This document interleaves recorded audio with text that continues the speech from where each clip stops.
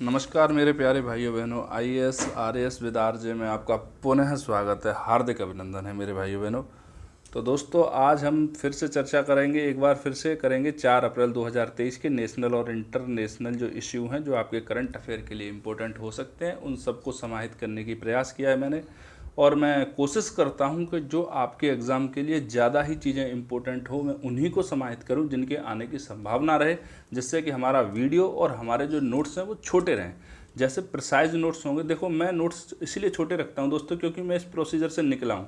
जब हम लास्ट में एग्ज़ाम देने जाते हैं तो हमारे पास अकेले करंट अफेयर का इतना मोटा पुलिंदा होता है कि उसका रिवीजन करना संभव ही नहीं है। तो जब रिवीजन ही नहीं हो पाएगा तो जो कम इंपॉर्टेंट चीज़ें या जो बिल्कुल इंपॉर्टेंट नहीं है उनको पढ़ने के चक्कर में जो इंपॉर्टेंट चीज़ें होती हैं वो रह जाती हैं। ठीक है, तो दोस्तों बिना इधर की बातें किए सीधे आते हैं अपन। पीडीएफ ले लेना भैया बहनों, पीडीएफ जरूर ले लेना। पीडीएफ को सीधा आप सॉफ्ट कॉपी से ही पढ़ लिया करो। ज़्यादा से ज़्यादा आपको 10 मिनट लगेंगे, 15 मिनट लगेंगे रीडिंग लगाने में, उससे ज़्यादा नहीं लगेंगी। और लेक्चर देख लिया करो, बस ज़्यादा से ज़्यादा 40 से 45 मिनट में पूरे दिन में आपका जो करंट अफेयर होगा आपके आरएएस के लिए, स्पेशली पीसीएस के लिए, आईएएस के लिए, नेशनल और इंटरनेशनल का, वो आपका लगभग कवर हो जाएगा। ठीक है दोस्तों, तो पीडीएफ प्राप्त कहाँ से करनी है आपको करनी है हमारे टेलीग्राम चैनल से या आपके अपने टेलीग्राम चैनल से। आईएएस आरएएस विद आरजे, ये आपके टेलीग्राम चैनल का नाम है। आप जाइए और ज्वाइन कर लीजिए और पीडीएफ को सीधा सॉफ्ट कॉपी में पढ़िए, कॉपियाँ मत भरिए। कॉपियाँ भरोगे तो रद्दियाँ बेचोगे, दिमाग भरोगे तो सिलेक्शन पाओगे। ठीक है मेरे भाइयों बहनों। और हाँ, लेक्चर शुरू करने से पहले मैं आपसे एक छोटी सी रिक्वेस्ट कर देता हूँ भाइयों बहनों, चैनल को लाइक करो, शेयर करो, सब्सक्राइब करो, थोड़ा सा और अपने दोस्तों में और बताओ कि भैया एक चैनल है, नया है लेकिन ठीक है, अच्छा है। ठीक है दोस्तों, तो अपन चलते हैं आपके जो न्यूज़ आर्टिकल के डिस्कशन है उनके ऊपर चलते हैं सीधे, बिना इधर उधर की बातें किए। इधर उधर की बातें करने वाले आपके आसपास बहुत लोग होंगे। तो दोस्तों, हमारा पहला जो न्यूज़ आर्टिकल है वो इस तरह से है। इटली अंग्रेजी भाषा को बैन करने वाले जो है वो विधेयक लेके आ गया है। इटली क्या कर रहा है? अंग्रेजी भाषा को बैन कर रहा है। ये क्यों कर रहा है भैया? इटली का कहना है, देखो कुछ दिन पहले इसने चैट जीपीटी को भी कर दिया था। चैट जीपीटी जो आपने देखा होगा, CHAT और जीपीटी, इसको इसने क्या कर दिया था? बैन कर दिया था। क्यों कर दिया था? ये कह के बैन कर दिया था इसने कि ये क्या है, हमारे देश की जो गोपनीयता है उसको कहीं ना कहीं भंग कर रहा है, इसलिए हम इसको बैन करते हैं। अब क्या कर रहा है ये? अब इसने देखो क्या कर दिया है, अंग्रेजी भाषा को बैन करने का क्या ले आया है? ये विधेयक ले आया है, अंग्रेजी भाषा को बैन करने का विधेयक ले आया है। क्यों कर रहा है? इसने कहा है कि जो हमारे ऑफिशियल जो हैंडल हैं जितने भी, वहाँ से इसका यूज हम बिल्कुल बंद करेंगे। उसका कारण है कि जो इटालियन भाषा है उसको अंग्रेजी भाषा से बहुत खतरा उत्पन्न हो चुका है इटली के अंदर। और सिर्फ भाषा को ही खतरा नहीं हुआ है, वहाँ की संस्कृति को भी खतरा हो गया है। क्योंकि जो इंग्लिश, जिन लोगों के ऊपर इंग्लिश का इम्पैक्ट है, अंग्रेजी का इम्पैक्ट है, वो लोग ब्रिटेन को और इधर आपके अमेरिका को, यूएस को, इसके कल्चर को फॉलो करने लग गए हैं। इंडिया के अंदर भी हैं कई जो रंग रूप से भारतीय हैं लेकिन मैकाले की और संतानें हैं। तो उस तरह की जो संतानें हैं मैकाले की, उनको रिमूव करने के लिए क्या किया है उसने अंग्रेजी भाषा को बैन करने का एक विधेयक लिया है। आपसे बस यही पूछा जाएगा कि अंग्रेजी भाषा को बैन करने का विधेयक लाने वाला दुनिया का कौन सा देश है? तो वो है आपका इटली। ठीक है, चैट जीपीटी को बैन करने वाला वो भी है आपका इटली। ठीक है, अब अपन चलते हैं दूसरे न्यूज आर्टिकल डिस्कशन पे, क्योंकि हमारा बीच में एक बड़ा न्यूज आर्टिकल आएगा जो आपके मेंस में 100% हो सकता है आपको मिल जाएगा, आपके मेंस में क्वेश्चन की फॉर्म में भी मिल जाए। ठीक है, तो कोप इंडिया एक्सरसाइज की अपन बातें कर लेते हैं। ठीक है, कोप इंडिया एक्सरसाइज क्या है? ये एयरफोर्स का एक्सरसाइज है इंडिया और यूएस के बीच में। इंडिया और यूएस के बीच में एयरफोर्स का एक्सरसाइज है जो 2004 में शुरू हुआ था ग्वालियर एयरवेज से। ठीक है, कहाँ से शुरू हुआ था ये? 2004 में ग्वालियर एयरवेज से, जिसको आपको कोई नहीं पूछेगा, कभी नहीं पूछेगा, कोई मतलब नहीं है उसको याद रखने का भी। ठीक, तो दोस्तों जो क्या है, भारत और अमेरिका की वायुसेना का अभ्यास अभी जो हो रहा है 2023 वाला, जो अप्रैल में होने वाला है, 10 से 12 अप्रैल, ये 2-3 दिन होने वाला है। ये होगा आपका कलाईकुंडा एयरबेस पश्चिमी बंगाल में। कहाँ? कलाईकुंडा एयरबेस पश्चिमी बंगाल में। ये फैक्ट आपके याद रखने लायक है, इसको याद रख लेना। स्टेटमेंट की फॉर्म में यूपीएससी भी आपसे इस प्रश्न को पूछ सकता है।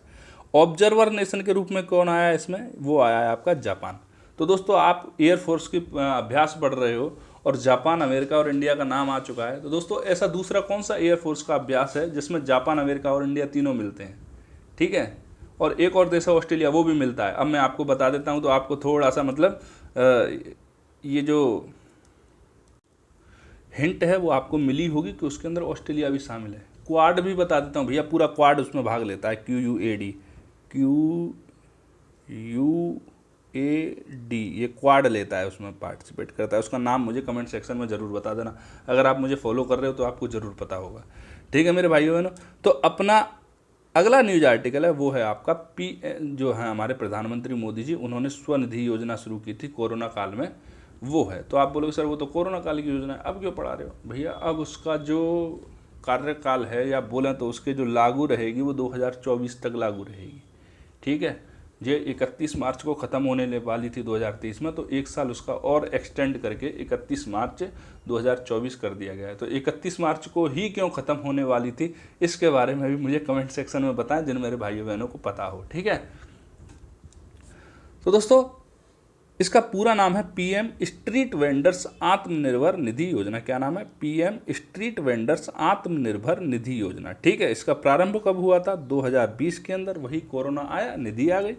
मंत्रालय कौन सा इसको लागू करने वाला? वो है आवास एवं शहरी मामलों का मंत्रालय। कौन सा मंत्रालय देखेगा इस मामलों को? आवास एवं शहरी मामलों का मंत्रालय। उद्देश्य क्या है? उद्देश्य है रेहड़ी पटरी वालों को वित्तीय सहायता उपलब्ध कराना। भाई कोरोना के अंदर उनका धंधा खत्म हो गया, अब वो जो उनके पास सेविंग्स थी वो कोरोना के टाइम में ही ख़त्म हो ली। अब उनके पास जीवन यापन करने के लिए पैसा नहीं बचा, तो दोबारा से अपना धंधा, दोबारा से अपना बिजनेस कैसे ओपन करें? तो उन रेहड़ी पटरी वालियों को क्या किया है, इन्हें वित्तीय सहायता प्रदान की गई है केंद्र सरकार की तरफ से। अब देखो दोस्तों, ये सहायता किस तरह से दी जाएगी उसके बारे में थोड़ा सा जान लेते हैं अपन। तो ये जो सहायता है वो 3 किस्तों में दी जाएगी, या कहें तो 3 बार में दी जाएगी। 3 बार तक आप सहायता ले सकते हो। पहली बार में दी जाएगी आपको 10,000। जैसे मैं गया, ये गवर्नमेंट है, ये बैंक है आपका, ये बैंक की बिल्डिंग है SBI की, सिडबी दे रहा है इन सबको, तो सिडबी की बिल्डिंग है। मैं यहाँ पहुँचा तो पहली बार में मुझे 10,000 रुपये दे दिए जाएंगे कि आप जाओ और बिजनेस करो। अब मैं यदि इन 10,000 रुपयों को समय से लौटा दूंगा तो फिर मैं दोबारा 20,000 भी ले सकता हूँ, तो मुझे 20,000 और दे दिए जाएंगे।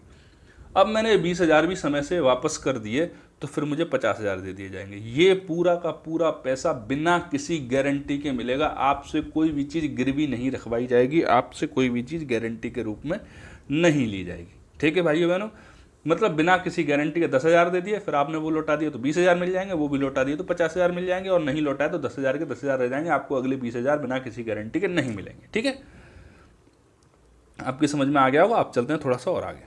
देखो दोस्तों, इस ऋण को जो दिया जाएगा वो सिडबी के माध्यम से दिया जाएगा। किसके माध्यम से दिया जाएगा? सिडबी के माध्यम से।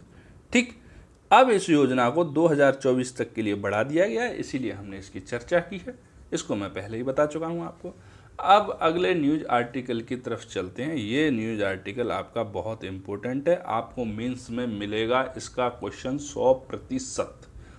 क्यों मिलेगा? क्योंकि भैया ये 2-3 दिन पहले भी चर्चा में था। मैंने 30 मार्च के उसमें इसकी फिर से चर्चा की थी। 30 मार्च को मैंने चर्चा की थी इसकी NCLT के रूप में। किसके रूप में की थी मैंने? NCLT। उस लेक्चर को जाके भी NCLAT, तो उस लेक्चर को भी जाकर भी आप एक बार देख लेना मेरे भाइयों बहनों। उसको आप देख लोगे तो आपको और अच्छे से समझ में आएगा ये। हालांकि मैंने उसकी PDF भी दे रखी है, आप जाके PDF भी पढ़ सकते हैं 5-7-10 मिनट में, या 10 मिनट में आप वीडियो देख सकते हैं, आप कुछ भी कर सकते हैं। ठीक है, जो आपकी चॉइस है। तो दोस्तों अब हम समझ लेते हैं प्रतिस्पर्धा संशोधन विधेयक 2023 को। सबसे पहले तो हम ये जान लेते हैं इसकी चर्चा हम क्यों कर रहे हैं। तो हाल ही में क्या है, प्रतिस्पर्धा संशोधन विधेयक 2023 राज्यसभा से पारित हो चुका है। आपका राज्यसभा के अंदर इसको पारित कर दिया गया है। जब राज्यसभा के अंदर पारित हो गया तो ऑब्वियसली मुझे लगता है कि गवर्नमेंट इसको लोकसभा के अंदर तो कार्रवाई करवा लेगी, इसमें कोई दो राय है नहीं, शक नहीं है। तो इसकी चर्चा करना ही सर्वोत्तम है। तो दोस्तों ये जो बिल है 2023 वाला, ये आ रहा है आपका प्रतिस्पर्धा संशोधन विधेयक जो है 2002 का, जो प्रतिस्पर्धा अधिनियम है 2002 का, उस अधिनियम में संशोधन के लिए इस विधेयक को लाया गया है। तो दोस्तों एक जगह मैं अधिनियम और दूसरी जगह विधेयक का इस्तेमाल इसीलिए कर रहा हूं क्योंकि अधिनियम ये दोनों सदनों से पास होकर राष्ट्रपति की अनुमति ले चुका है, और ये वाला अभी एक सदन से पास हुआ है, अभी दूसरे सदन में पास होगा और राष्ट्रपति की अनुमति लेगा, तब इसको अधिनियम बोलेंगे, विधेयक नहीं बोलेंगे। क्योंकि हर एक न्यूज़पेपर में, गवर्नमेंट की ऑफिशियल वेबसाइट पर इसका बहुत ज़्यादा जिक्र था, इसीलिए मैं इसको आप लोगों के लिए लेकर आ गया। ठीक है, तो दोस्तों पहले हम जान लेते हैं 2002 के बारे में, जो बेस है उसके बारे में अपन जान लेते हैं। फिर 2002 से 2007 पे आएंगे, 2007 से हम आएंगे आपके 2017 में क्या किया, 17 के बाद आएंगे 2023 पे। हालांकि 17 में अमेंडमेंट नहीं किया था, 17 के अंदर संशोधन नहीं किया गया था, कुछ और बातें थी जिनके बारे में अपन देख लेंगे थोड़ा सा। तो दोस्तों प्रतिस्पर्धा अधिनियम 2002 के बारे में जानते हैं कि यह अधिनियम 1969 में भी एक अधिनियम था प्रतिस्पर्धा के लिए, जो 2002 तक चला था। फिर 2002 में उस दूसरे अधिनियम की जगह पर 2002 वाला अधिनियम लेके आए थे अपन, ठीक है। तो ये क्या था, एकाधिकार और प्रतिबंधित व्यापार व्यवहार अधिनियम 1969। क्या नाम था इसका, एकाधिकार और प्रतिबंधित व्यापार व्यवहार अधिनियम 1969। इसके स्थान पर कौन सा एक्ट लाया गया था, इसके स्थान पर 2002 का प्रतिस्पर्धा अधिनियम को लेकर आया गया था, ठीक है। अब ये वाला अधिनियम क्या करता था, यह प्रतिस्पर्धा विरोधी समझौतों को प्रतिबंधित करता है। क्या करता है 2002 का अधिनियम, प्रतिस्पर्धा विरोधी समझौतों को प्रतिबंधित करता है। मतलब ऐसा नहीं है कि भाई एक अपन एग्जाम्पल ले लेते हैं। देखो फिलहाल जियो क्या कर रहा है, फिलहाल जियो वही कर रहा है जो ये एक्ट कह रहा है, वो प्रतिस्पर्धा को खत्म कर रहा है। या तो एकदम से चीज़ें मुफ्त दे रहा है, कोई भी मतलब एकदम मुफ्त है चीज़ें, तो दूसरों की प्रतिस्पर्धा ही खत्म हो जाएगी। जैसा कि ईस्ट इंडिया कंपनी करती थी, प्रतिस्पर्धियों को समाप्त कर देती थी, फिर अपना एकाधिकार जमाती थी, और एकाधिकार जमाने के बाद में क्या करती थी, वहाँ लूट खसूट शुरू कर देती थी। तो एकाधिकार तो किसी का भी हो बहुत खराब होता है, क्योंकि फिर वो लूट खसूट शुरू हो जाती है वहाँ पर, ठीक है। तो दोस्तों क्या है कि जैसे मैं आपको एकाधिकार प्रतिस्पर्धा विरोधी समझौते उनके बारे में बताता हूँ। जैसे 3 कंपनियाँ हैं ABC, इन दोनों ने क्या किया, एक समझौता किया कि हम दोनों मिलकर काम करते हैं और इस टीटे को ख़त्म कर देते हैं। तो ये क्या कर रहे हैं, प्रतिस्पर्धा को ख़त्म कर रहे हैं। ये प्रतिस्पर्धा विरोधी समझौता है, ठीक है। तो इस तरह के समझौतों को क्या करता है प्रतिस्पर्धा अधिनियम 2002 क्या करता है, बैन करता है, समाप्त करता है, प्रतिबंधित करता है। कॉरपोरेट के शोषण को नियंत्रित करता है। कॉरपोरेट का शोषण का मतलब ये, अब ये तीनों कंपनियां हैं मार्केट के अंदर, अब तीनों ने आपस में सलाह बना ली कि भाई हम बेचते हैं, मान लो एक पेन बेचते हैं, अब हम पेन कितने में, और तू 50 का बेच, मैं भी 50 का बेचूंगा, तू भी 50 का बेच, मतलब 2 रुपये का पेन 50-50 में बेचेंगे। जब मार्केट में मिलेगा ही नहीं तो लोगों की मजबूरी है। तो ये क्या है, कॉरपोरेट का शोषण है। कॉरपोरेट क्या कर रहा है, इसके माध्यम से शोषण कर रहा है, ठीक है। अब देखो यह विलय जो भारत के अंदर प्रतिस्पर्धा को नकारात्मक रूप से प्रभावित करे उसको भी नियंत्रित करता है, ठीक है। अभी मान लो महिंद्रा और टाटा 2 बड़ी कंपनियां हैं देश के अंदर, ये दोनों कंपनियां क्या करती हैं, एक दूसरे से प्रतिस्पर्धा करती हैं। प्रतिस्पर्धा के से क्या होता है, जो आम जनता होती है, उपभोक्ता होते हैं, उनको भी लाभ होता है, इन दोनों कंपनियों को भी लाभ होता है, नई नई टेक्नोलॉजी आती है। हेल्दी इन्वायरमेंट में ये क्या करते हैं, प्रतिस्पर्धा करते हैं। जैसे मैं आपको दूसरी चीज़ बता दूं, प्रतिस्पर्धा का मतलब क्या है। जैसे आप 3 लोग हो, सुबह रनिंग करने के लिए जाते हो, तो आप क्या है कि तीनों अपनी अपनी मेहनत कर रहे हो, दम लगा के भाग रहे हो। ये क्या है, हेल्दी वो है प्रतिस्पर्धा, कंपटीशन है, जिसके लिए क्या है 2002 का एक्ट आया है। लेकिन जब आप 2 लोग मिलकर तीसरे की टांग तोड़ दो तो प्रतिस्पर्धा समाप्त कर रहे हो कि नहीं। तो जो चीज़ नकारात्मक रूप से प्रभावित करेंगी उनको क्या करता है, ये एक्ट नियंत्रित करता है, ठीक है। अब इस एक्ट को लाने के और क्या उद्देश्य हैं, उस चीज़ को अपन देख लेते हैं। प्रतिस्पर्धा विरोधी व्यवहार से ग्राहकों के हितों की रक्षा करता है। क्या करता है, ग्राहकों के हितों की रक्षा करता है। मतलब मार्केट से लोगों ने प्रतिस्पर्धा समाप्त कर दी। महिंद्रा और टाटा 2 बड़ी कंपनियां अपन एग्जाम्पल के रूप में ले रहे हैं भाइयों बहनों, ये दोनों ही गाड़ियां बना रही हैं मान लो। अब ये क्या है कि ये दोनों ही एक व्यवहार को कर लें कि हम दोनों ही जो हैं वो प्रतिस्पर्धा को आपस में समाप्त कर देते हैं, और क्या करते हैं, हम दोनों एक ही जॉइंट वेंचर रख लेते हैं। अब स्कॉर्पियो जो 20 लाख की आ रही है, अब हम स्कॉर्पियो को 50 लाख की बेचेंगे। स्कॉर्पियो जो 20 लाख की आ रही है उसको भी हम 50 लाख की बेचेंगे। तो मतलब क्या है, इससे प्रॉफिट के चक्कर में ग्राहकों का क्या होगा, शोषण होगा।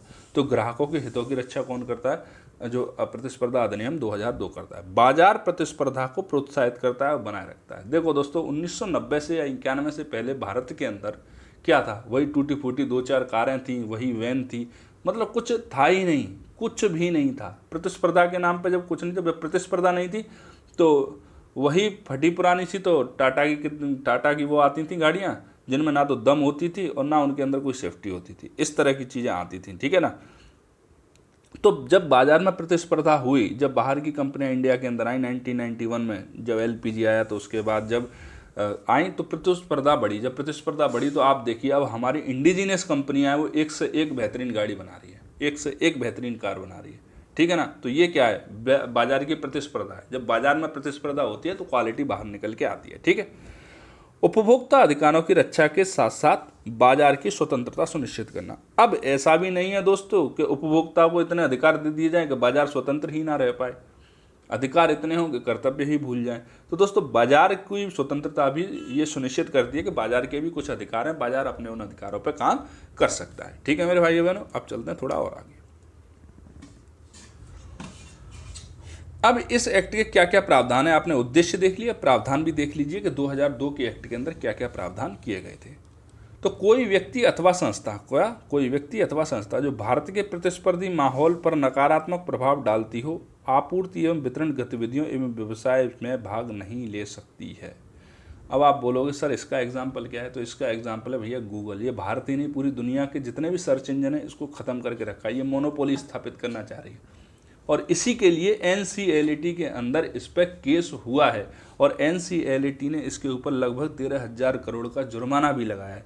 लेकिन ये जुर्माना क्लियर ना होने के कारण या बहुत सारी और दूसरी शॉर्टकमिंग्स होने के कारण, छोटी छोटी गलतियां होने के कारण ही 2023 का नया वाला एक्ट लेकर आया जा रहा है। ठीक है दोस्तों, इसीलिए मैं कह रहा हूँ आप 13 वाले में NCLAT को जाके ठीक से पढ़ लीजिए। 30 मार्च वाले में। ठीक है दोस्तों, तो अपन आगे देखते हैं कि यदि कोई व्यक्ति अथवा संस्था किसी व्यवसाय के अनुचित या भेदभावपूर्ण कारणों में लिप्त पाया जाता है या इसका दुरुपयोग करने की स्थिति में होता है तो क्या होता है, उस पर उचित कार्यवाही की जाएगी। भैया आप किसी भी स्थिति में किसी भी तरह से यदि दुरुपयोग करोगे मार्केट का तो आप पे क्या होगी, उचित कार्यवाही होगी। किसी समूह के विलय और अधिग्रहण की स्थिति में भारतीय प्रतिस्पर्धा आयोग संबंधित पार्टियों की जांच करेगा। दोस्तों कभी कभी क्या है, जैसे कि मान लो अभी अपन देख लेते हैं भारतीय मार्केट के अंदर 2-3 कंपनियां हैं, मोबाइल कंपनियां, हम उनका नाम नहीं लेंगे। तो पहले क्या थी, 5-6 कंपनियां थी, एक कंपनी ने क्या किया, बाकी कंपनियों को बंद करवाया या उन पे इस तरह से दबाव डाला, उनका मार्केट बिजनेस खत्म कर दिया और अधिग्रहण के लिए या विलय के लिए दबाव बनाने लगी। तो इस तरह का जो विलय होगा किसी भी कंपनी का या अधिग्रहण होगा किसी कंपनी का, तो उससे पहले भारतीय प्रतिस्पर्धा आयोग उसकी जांच करेगा। यदि उसको लगेगा कि हाँ भाई दोनों हेल्दी कंपटीशन में विलय हो रहा है, दोनों की कोई दिक्कत नहीं है, इसमें दुर्व्यवहार की कोई मंशा नहीं है, तभी विलय या अधिग्रहण होगा। ऐसा नहीं होगा मजबूरी में आपने किसी की ज़मीन को दबा लिया, अब उसकी मजबूरी बनेगी बेचारे की बेचना उसको, ऐसा नहीं होगा। ठीक है, अगर आप अब आगे देख लेते हैं अपन और क्या हुआ था। तो प्रतिस्पर्धा संशोधन अधिनियम 2007, अब ये सब कुछ 2002 के अंदर हो गया। ठीक है, अब अपन बात कर लेते हैं 2007 की। तो 2007 के अंदर क्या है, भारतीय प्रतिस्पर्धा आयोग है उसकी स्थापना की गई थी 2007 में। ठीक है, 2007 में स्थापना करने के बाद 2002 के अधिनियम के अंतर्गत इसको लेकर आया गया था कि भाई 2007 में अब स्थापना हो गई। अब 2002 के अधिनियम में इसका जिक्र किया गया था फिर कि भारतीय प्रतिस्पर्धा आयोग संबंधित पार्टियों की जांच करेगा। ये वाला जो जिक्र किया गया था वो 2007 वाले संशोधन में किया गया था। इसलिए 2002 का जो अधिनियम था उसकी 2007 में अमेंडमेंट करके उसमें भारतीय प्रतिस्पर्धा आयोग को उसके अंदर लेकर आया गया था कि जो 2002 का प्रतिस्पर्धा संशोधन अधिनियम है वो जो आपका प्रतिस्पर्धा आयोग है उसके माध्यम से कार्य कर सकता है, उसको जिम्मेदारियां दे सकता है कि इस वाले अधिनियम की जो लागू हो पा रहा है नहीं हो पा रहा, उसको लागू करने की जिम्मेदारी किसकी रहेगी, भारतीय प्रतिस्पर्धा आयोग की रहेगी। ठीक है दोस्तों, तो दोस्तों हम देख लेते हैं भारतीय जो प्रतिस्पर्धा संशोधन अधिनियम 2007 है उसके बारे में देख लेते हैं। इस संशोधन के माध्यम से भारतीय प्रतिस्पर्धा आयोग और प्रतिस्पर्धा अपीलीय न्यायाधिकरण की स्थापना की गई थी। भारतीय प्रतिस्पर्धा आयोग की स्थापना की गई थी और प्रतिस्पर्धा अपीलीय प्राधिकरण की स्थापना की गई थी। इसकी स्थापना करने के बाद इसको 2002 वाले अधिनियम को दे दिया था कि आप इसको गोद ले लो, मतलब आप इस पर काम करवाओ, हमारा है लेकिन काम आप करवाओ। अब समझ में आ रहा है आपके? ठीक है, अब 2017 में एक और नियम निकल के आता है। 2017 के अंदर जो प्रतिस्पर्धा अपीलीय प्राधिकरण है ये क्या है, इसके उस तरह के नियम नहीं थे, उस तरह की पावर्स नहीं थी कि ये 2007 के बाद में या 2010 के बाद में जो एकदम बूम आया था इंडिया की इकोनॉमी वगैरह में, विश्व भर में और भी सारी प्रॉब्लम्स खड़ी हो गई थी, तो उनको नहीं कर पा रहा था। तो उसके लिए क्या किया गया कि प्रतिस्पर्धा अपीलीय न्यायाधिकरण है उसकी जगह पर 2007 में प्रतिस्पर्धा अपीलीय प्राधिकरण को जो है वो राष्ट्रीय कंपनी कानून अपीलीय प्राधिकरण मतलब NCLAT से प्रतिस्थापित कर दिया था। किससे कर दिया था? NCLAT से प्रतिस्थापित कर दिया था। दोस्तों टॉपिक थोड़ा सा जटिल है, लेकिन इसी तरह के टॉपिकों में से प्रश्न आपके लिए बनते हैं। आपसे सीधा साधा प्रश्न मेंस के अंदर नहीं पूछेंगे, क्योंकि आपको SDM बनाना है, DM बनाना है, कुछ चपड़ा सी थोड़ी बनाना है। ठीक है दोस्तों, तो अपन चलते हैं, अब जान लेते हैं। देखो हम NCLAT के बारे में 30 मार्च को विस्तृत चर्चा कर चुके हैं कि NCLAT है वो अपने वर्तमान रूप में किस तरह से आया और किन किन दूसरे प्राधिकरणों की ये अपील को सुनता है, और इसमें से भी यदि कोई व्यक्ति संतुष्ट नहीं होता तो वो अपनी अपील कहाँ जाके कर सकता है, उस सब के बारे में हमने 30 मार्च में कहा है। मैं बार बार 30 मार्च का जिक्र कर रहा हूँ क्योंकि 30 मार्च पे आप जाके उसको देख लेना, ये आपके मेंस के लिए बहुत इंपॉर्टेंट है, चाहे आपका मेंस अब हो चाहे साल भर बाद हो। ठीक है, तो अपन देख लेते हैं भारतीय प्रतिस्पर्धा आयोग के बारे में थोड़ा सा। तो इसकी स्थापना की गई थी 2009 में। ठीक है, प्रतिस्पर्धा आयोग कब की गई? 2009 में। किसके अंतर्गत? वो मैंने बताया आपको, 2007 का प्रतिस्पर्धा संशोधन अधिनियम था, उसके अंतर्गत की गई थी। और 2009 में कहाँ आया था? ये अपनी स्थापना हो गई थी भैया। हाँ, जमीन पे आ गया है, ठीक है, ले भाई 2009 में स्थापना हुई। ये एक अर्ध न्यायिक निकाय है, ठीक है, और क्या है? विधिक प्राधिकरण है। मतलब एक संविधान की एक विधि के द्वारा, संसद की एक विधि के द्वारा इसका निर्माण किया गया था। संविधान में इस तरह का कोई जिक्र नहीं है। अगर संविधान में जिक्र होता तो इसको संवैधानिक बोलते, और यदि संविधान में जिक्र नहीं होता और संसद के किसी कानून से बना होता है तो इसको विधिक बोलते हैं, या वैधानिक बोलते हैं, या सांविधिक बोलते हैं, लेकिन संवैधानिक नहीं बोलते। संवैधानिक तब है तब संविधान में जिक्र है। ठीक है, उद्देश्य 2002 के प्रतिस्पर्धा अधिनियम के प्रावधानों को लागू करवाना। इसका उद्देश्य है 2002 के प्रतिस्पर्धा अधिनियम के कानूनों को लागू करवाना। मतलब इसकी स्थापना नहीं हुई थी, उससे पहले उसके जो प्रावधान है उसको लागू ही नहीं करवाया जा पा रहा था ढंग से। भाई कौन सी संस्था लागू करे? तो उसके लिए क्या किया? भारतीय प्रतिस्पर्धा आयोग की स्थापना कर दी गई कि आप जाइए और 2002 के जो अधिनियम के जो प्रावधान है उनको लागू करवाइए। ठीक है, इसकी संरचना क्या होती है? इसकी संरचना है एक अध्यक्ष 6 सदस्य, ये केंद्र सरकार द्वारा नियुक्त होते हैं। लेकिन दोस्तों मेरी बात सुनो, आप कितने भी सदस्य हों, ये मैक्सिमम होते हैं। भारत में कभी भी कोई चीज़ मैक्सिमम नहीं होती। अभी वर्तमान में 1+2 मतलब एक अध्यक्ष और 2 सदस्य ही कार्य कर रहे हैं। अब आप देखिए 3 गुना छोटा कर दिया संगठन को। जब 3 गुना छोटा है, 6 की जगह 2 हैं, तो डिले भी 3 गुना होगा। ठीक है, अब अपन थोड़ा आगे और चलते हैं। अभी जो 2023 का जो प्रतिस्पर्धा संशोधन विधेयक लेके आया गया है, उसके अंदर क्या क्या प्रावधान किए गए हैं उसके बारे में अपन एक बार और देख लेते हैं, फिर अपने टॉपिक को ख़त्म करेंगे, अगले टॉपिक पे आएंगे। दोस्तों, किसी संस्था द्वारा प्रतिस्पर्धा को समाप्त करने की कोशिश किए जाने की स्थिति में उस संस्था के पूरे विश्व में टर्नओवर के अनुपात में पेनल्टी ली जाएगी।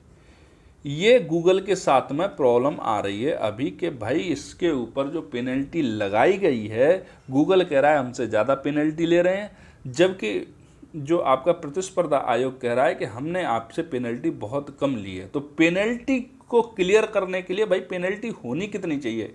कोई कंपनी है जो उसका पूरे वर्ल्ड वाइड बिजनेस है, क्या उससे भारत के अंदर जितना बिजनेस है उसके आधार पे उससे पेनल्टी नहीं जाए, उसके अनुपात में ली जाए, या पूरे विश्व में उसका जितना टर्नओवर है उसके अनुपात में उससे पेनल्टी ली जाए? तो इस तरह की मतलब चीज़ों को क्लियर करने के लिए इस विधेयक को लेके आए। तो इस विधेयक ने कहा है कि भैया उस संस्था के पूरे विश्व में जितना टर्नओवर है उसके अनुपात में पेनल्टी लगेगी। भारत में जितना टर्नओवर है उसके अनुपात में पेनल्टी नहीं लगेगी। पूरे विश्व में जितना वो कमा रही है, मान लो पूरे विश्व से 20 रुपये कमा रही है तो उसके अनुपात में लगेगी। भारत से 2 रुपये कमा रही है उसके अनुपात में नहीं लगेगी। ठीक है, आगे देखते हैं अगला प्रावधान क्या किया गया है इस एक्ट के अंदर। किसी भी केस पर CCI मतलब कॉम्पिटिशन कमीशन ऑफ इंडिया, जिसको प्रतिस्पर्धा आयोग अपन बोल रहे हैं, वो 30 वर्किंग डेज के अंदर अपना फैसला सुनाएगी। ऐसा नहीं है कि पहुंच गया, साल हो गए, 2 साल हो गए, 6 साल हो गए, कोई कंपनी अधिकृत हो गई, ख़त्म हो गई, अब आप दे रहे हो उस पर निर्णय के अधिग्रहण नहीं करना था, तो अब फिर क्या मतलब है? तो 30 दिन के अंदर आपको फैसला सुनाना है। ठीक, 2000 करोड़ रुपए या उससे अधिक का जब अधिग्रहण होगा तो विलय होगा, तो इस संबंध में CCI क्या करेगा? इससे पूर्व अनुमति लेनी पड़ेगी कि सर हम 2000 करोड़ से ज़्यादा की कंपनी का अधिग्रहण करने जा रहे हैं, उसको खरीदने जा रहे हैं, आपकी अनुमति है या नहीं है? ठीक है, तो इनकी अनुमति लेना आवश्यक है। और यदि CCI को कुछ प्रॉब्लम लगती है या उस अधिग्रहण पर कोई केस होता है तो CCI की ये जिम्मेदारी है कि वो 150 दिन के अंदर अपना निर्णय सुनाएगी, 150 दिन के अंदर अपना निर्णय देगी, जिससे कि अगर कोई व्यक्ति खुद संतुष्ट होगा तो ठीक है, नहीं होगा तो सुप्रीम कोर्ट जाएगा या आगे वाले कोर्ट में जाएगा। ठीक है, ये अर्धन्यायिक निकाय है, न्यायिक तो है नहीं। अब इसका महत्व क्या है? जो 2023 का प्रतिस्पर्धा संशोधन विधेयक अपन लोग लेके आ रहे हैं, या हमारी संसद में जो पारित हो रहा है उसका है कि बिजनेस करने में सुगमता लेकर आना। क्या करना? बिजनेस करने में सुगमता लेकर आना, कोई भी कॉन्फ्लिक्ट नहीं रहना, सारी कंपनियों को बढ़ने का समान अवसर देना। ऐसा नहीं है कोई पहले से बाबा जो बैठा हुआ है मार्केट में वो नीचे से आने वालों को खा जाए, ठीक है। और क्या होगा? और पारदर्शिता बढ़ेगी, जवाबदेहिता बढ़ती है, ये तो होता ही है। अब अपन देखते हैं थोड़ा सा आगे, अपना अगला न्यूज आर्टिकल क्या है। तो अपना अगला न्यूज आर्टिकल है लाइनेक्स U2 LYNX U2, ये है अपना अगला टॉपिक, ठीक है। ये क्या है भैया बहनों? तो ये है आपके आग बुझाने का एक तरीका, एक सिस्टम है। क्या है? अग्नि को कंट्रोल करने का एक सिस्टम है, ठीक है। अग्नि कंट्रोल करने का क्या है? एक सिस्टम है, ठीक। इससे BEL मतलब भारत इलेक्ट्रॉनिक लिमिटेड के द्वारा क्या किया जा रहा है? डेवलप किया जा रहा है इंडिजिनियसली, मतलब देसी रूप से अपने घर के अंदर बना रहे हैं, अपन कहीं से इंपोर्ट नहीं कर रहे। एक चीज़ हिंदुस्तान में बहुत सुधरी है कि अपनी बहुत सारी चीज़ें अपन घर के अंदर बनाने लग गए हैं। हर चीज़ को लेके पहले कुछ भी चाहिए होता था, कुछ भी चाहिए होते भाई, हम अपने पार्कों का रिनोवेशन नहीं कर पाते थे, पता लगता था जापान की कंपनी पर ठेका है, पाकिस्तान की कंपनी, पाकिस्तान की तो बम फोड़ देगी कहीं ना कहीं, अफगानिस्तान वाले तो और भी ज़्यादा हैं। मतलब कोई भी देश दूसरा जो है वो अलग अलग कंपनियों को, हमारे देश के अंदर कंपनियों को इतना नीचा दिखाया जाता था कि हम बाहर जाके अफ्रीका में जाके यूरोप में जाके बहुत अच्छा बिजनेस करते थे, लेकिन देश के अंदर हमें कोई एक पार्क सुधारने का भी टेंडर नहीं देता था। ये स्थिति थी, ठीक है दोस्तों। तो ये अग्नि कंट्रोल सिस्टम है। तो आप बोलोगे सर क्यों फायर ब्रिगेड क्या अग्नि कंट्रोल नहीं कर पा रही हैं? तो भैया बहनों, ये उन जगहों पर लगाया जाएगा, ये जो अग्नि जो आग का कंट्रोल सिस्टम है, ये अपतटीय गश्ती पोत, अब तट के दूर है, चला गया गश्ती करते करते, उसमें आग लग गई। आप बोलोगे सर पानी के अंदर है तो सही, अपने आप बुझ जाएगी, नीचे जाएगा तो भाई नीचे ही चला गया तो क्या मतलब है? अब बाल्टियाँ लेके पानी से थोड़ी बुझाएंगे, उसके अंदर सिस्टम ऑलरेडी रहेगा, वो तुरंत से आग बुझा देगा, ठीक है। उस सिस्टम का नाम क्या रहेगा? लाइनेक्स U2 LYNX U2, ठीक है दोस्तों। अब चलते हैं थोड़ा सा और आगे। तो दोस्तों आज हम अंतिम आर्टिकल की बात कर लेते हैं। ये है अपना प्रोब 3 मिशन। कौन सा मिशन है? Probe 3 mission. ये किसका मिशन है? यूरोपीय यूनियन का है, यूरोपियन स्पेस एजेंसी का मिशन है, लेकिन इसमें भारत का योगदान है, इसीलिए हम इसको पढ़ रहे हैं। भारत का क्या योगदान है कि भारत इसको लॉन्च करेगा अपने PSLV से। लॉन्च कौन करेगा? भारत करेगा। बना कुछ भी लो बेटा, लॉन्च हम ही करेंगे। इसके अंतर्गत क्या है? 2 अंतरिक्ष यान है। अंतरिक्ष यान का मतलब 2 छोटे छोटे उपग्रह शामिल है, जो अंतरिक्ष में फॉर्मेशन उड़ान प्रदर्शित करेंगे। फॉर्मेशन उड़ान प्रदर्शित करेंगे। फॉर्मेशन का मतलब ये एक आभासी उड़ान प्रदर्शित करेंगे, ठीक है। इसका उद्देश्य क्या रहेगा? सौर कोरोनाग्राफ का निर्माण करना, मतलब एक आभासी सौर कोरोनाग्राफ की फॉर्मेशन करेंगे, उसका निर्माण करेंगे। सौर कोरोनाग्राफ होता है जो सूरज के चारों तरफ हमें धुंधली धुंधली धुंधली धुंधली जो वलय दिखाई देती है, उसको बोलते हैं कोरोनाग्राफ, ठीक है। तो सौर के कोरोनाग्राफ का निर्माण करेंगे, आभासी सौर कोरोनाग्राफ का निर्माण करेंगे, जिसमें सौर रिम के करीब सूर्य के कोरोना का अध्ययन किया जा सकेगा। इसका हम अध्ययन करेंगे, अध्ययन करके हमें पता लगेगा भाई सौर का जो कोरोना होता है, जब ये उपग्रह कर देंगे तो किस तरह से बिहेव करता है, कितनी उसमें एनर्जी होती है, क्या होता है, अल्ट्रावायलेट रेज कितनी होती है, किस तरह से होती है, तो इसके बारे में हम पता लगाएंगे। जब हम इसका सटीक फॉर्मेशन कर लेंगे, इसकी सटीक जानकारी प्राप्त कर लेंगे, तो क्या होगा? विज्ञान और अनुप्रयोगों का एक नया युग प्रारंभ होगा, क्योंकि फिर हम सूर्य पर एक्सपेरिमेंट कर पाएंगे। जब हम सूर्य पे एक्सपेरिमेंट करने लग जाएंगे तो हमारी समझ में क्या आ जाएगा? तारे। जब तारे समझ में आएंगे तभी तो कुछ आगे होगा भैया। अभी हम अपने ग्रह को समझ नहीं पाए, तारों को समझने निकले। चलो, जैसी भगवान की मर्जी। तो ठीक है दोस्तों, उम्मीद करता हूँ कि आप लोगों की समझ में आ गया होगा। वीडियो को भी छोटा रखने का प्रयास किया था मैं सोच रहा था ज़्यादा बड़ा हो जाएगा, लेकिन वो नहीं हो पाया। ठीक है दोस्तों, आपका बहुत बहुत धन्यवाद। तो आपसे मिलते हैं नए लेक्चर में, नए टॉपिकों के साथ में, नए करंट अफेयर के साथ में। तब तक के लिए जय हिंद, जय भारत।